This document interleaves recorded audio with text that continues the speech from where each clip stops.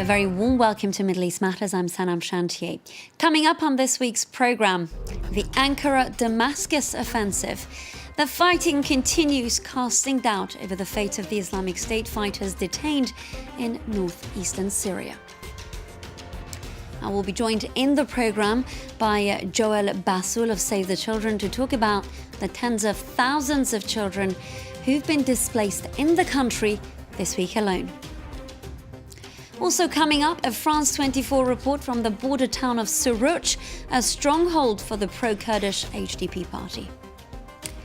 We start with the Turkish incursion in northeastern Syria. And the heavy fighting continues, with President Recep Tayyip Erdogan saying the offensive aims to remove the Kurdish-led forces from the border area. This after an announcement to withdraw US troops from the region. In a U-turn in its policy, the White House is now calling for a ceasefire while imposing sanctions on Ankara. Meanwhile, the custody of more than 11,000 ISIS fighters hangs by a thread.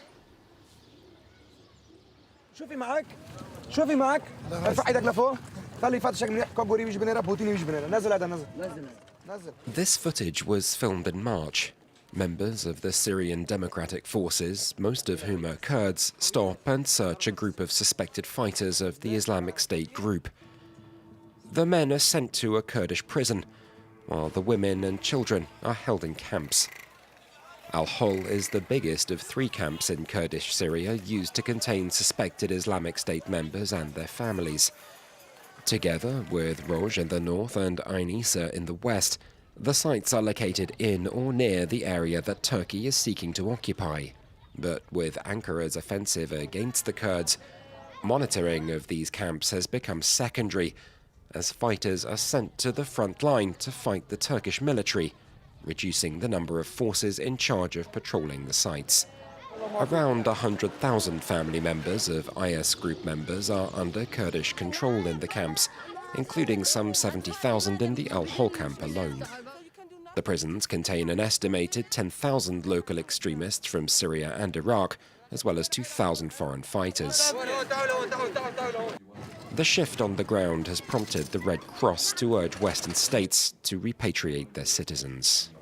Our message to all states who have citizens in those camps to take responsibility. The status quo cannot be, it's not an option. If you look at all the population in this camp, the situation of the Westerners is probably the easiest one to solve. That's something that Western nations have long been reluctant to do, preferring those accused of crimes to face trial where they are. However, that point may now be moot as reports of escapes from the camps begin to multiply. This footage showing an apparent attempt from Al-Hol last week as those inside took advantage of the chaos from the Turkish offensive. Guards thwarted that attempt, but another camp may not have been so lucky. More than 800 suspected IS group detainees were reported to have fled from the Ain Issa camp on Sunday. Staying with that humanitarian crisis fast unravelling in Syria. As ever, it's the local civilians who are caught in the crossfire, many of them fleeing their war-torn country in cars and on foot, with few possessions on their backs. Now, Save the Children, meanwhile, has been warning of a mass displacement of children. For more, let's cross to Joëlle Bassoul, the NGO's Middle East and Eastern Europe media manager. She joins us from Beirut. Thank you so much for being with us. Can you talk us through these troubling reports, how children specifically are impacted by this conflict? So it's been since 6 days now that the Turkish military operation in northeast Syria has started. So far, 70,000 children have been displaced. This number is very high given that we're in the middle of the school year. Children were feeling safe in that area, going to school, leading normal lives to a certain extent, obviously. And now they're having to be on the move again. Many of them had already been displaced from other parts of Syria throughout 8 years of war, and they're living another displacement. So in addition to the physical impact this has on them, it will have also a long-lasting psychosocial impact on those children. Of course, many of them will be traumatized for years to come. Now, there are also reports of innocent French, Australian children, the children of ISIS fighters who've been trapped, and there are calls for their repatriation. Yes, so northeast Syria is home to 3 million people, the majority of whom are Syrians. But there are 3 camps which host foreigners from different nationalities, more than 40 nationalities, the majority of whom are women and children. One of the camps is now empty of its foreign residents because they just left the camp. When the guards went away, they left the camp. Some of the children have been relocated elsewhere to another camp, but the majority of those foreign children and women remain in 2 other camps, Al-Hol and Roj. And we are calling as Save the Children on their governments to take them back to their countries of origin before the situation becomes completely unmanageable and the access to these children becomes impossible. And of course, the media is paying a lot of attention to this story. Do you think it would be accurate to say that somehow it appears that the lives of foreign children are valued more so than the locals? Because after all, we are seeing also a plethora of video footage of Kurdish children pleading with the world to stop this war. No, of course not. All children are equal. First and foremost, they are the victims of this war, whether they're Syrians, Iraqis, there are many Iraqis also in northeast Syria, or from other nationalities. They are the victims of a conflict they did not choose to be part of. Kurdish children, Syrian children have fell casualties to the latest escalation. There are reports of 4 children being killed, many more being injured. We know of a 12-year-old girl who had to have her leg amputated. So the value of their lives is equal. They need to be protected, first and foremost, by all warring parties, and they need to be afforded the support that they need to grow up and if they are foreign, to integrate their societies, and if they are Syrians, to participate in the rebuilding of their own country. And of course, sadly, Joëlle, we're not seeing much protection from the warring parties. But is it likely that, as a result of what we're seeing in Syria, more and more countries will consider a U-turn in their policies of taking these dual national children in? There have been some repatriations. Some countries have stepped up, but it's not enough. There are more than 11,000 children left in northeast Syria, and some of them have already been displaced now by the conflict. And in addition, since they live in camps, they rely completely on humanitarian aid.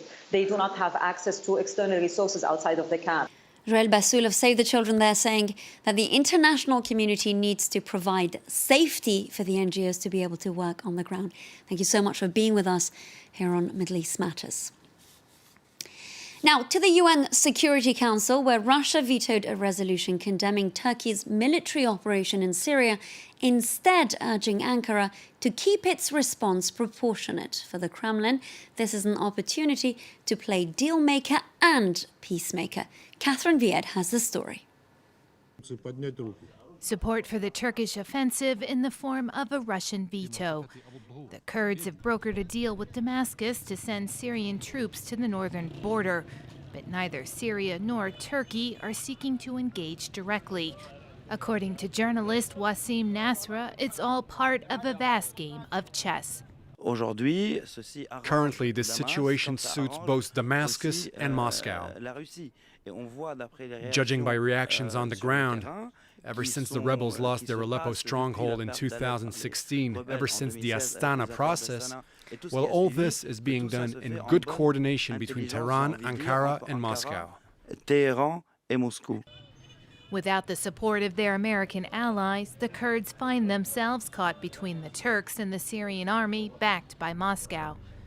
Ankara is seeking to weaken and repel the Kurdish forces along the Turkish-Syrian border, while Russia sees this as an opportunity to help Damascus regain almost complete control of Syria. It's not a Russian plan versus a Western plan. It's a Russian plan versus no plan by the West. The West's problem, including France, is the lack of any plan. While Damascus, the Syrian regime, is becoming a minor player, they're trying to benefit as much as possible from those deals being made elsewhere. Moscow sees this as an opportunity to assert more influence in the region, with Iran's support on one side and Turkey on the other. According to this researcher linked to the Russian Ministry of Foreign Affairs, Ties have been improving since Turkey purchased Russian missiles at the expense of the Americans. Russia wants to benefit from that operation, and one of the gains could be the strengthening of ties with Turkey. As Moscow can't sway the operation because US forces haven't yet completely withdrawn, the best option is to support the Turkish operation. The future of the Kurds targeted by Turkey is unclear.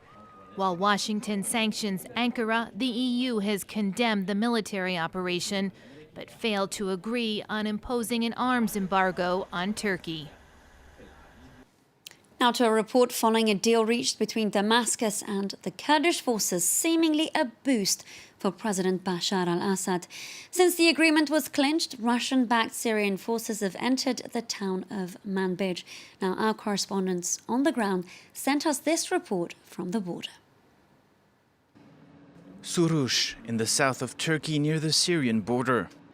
With nearly 60,000 inhabitants, mostly Kurds, this town is a political stronghold for the pro-Kurdish HDP party, the only Turkish party to oppose the military offensive in northeastern Syria. Were there fights or hostile movements threatening Turkey so much that they can justify this war? No. Their goal is just to come and to take what they want. The evacuation orders issued by local authorities have left the outskirts of the city deserted. On the back roads leading to the border, this sheep herder is one of the few who stayed behind. Just a handful of locals, mostly men, who've sent their families to safety. I try to call, but I can't get service. You know, more than any other, our region is going to suffer the most. 2 men were killed here just a couple of days ago. Local economy is based on cotton, but agriculture as a whole has been put on standby since Turkey's offensive started on October 9th. Look at my cotton. It's just standing there. My pickers are too afraid to come to do the work. What can I do? This is a very complicated situation for all of us. Like many others here, Mahmoud would like his region to remain Kurdish, but most of all, for the offensive to end. Well, that's it for us for this edition of Middle East Matters. Thank you for watching. Stay tuned.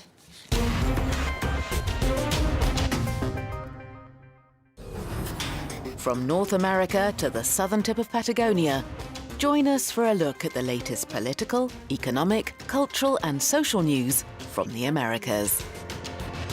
Inside the Americas, presented by Jeannie Godula on France 24 and France24.com.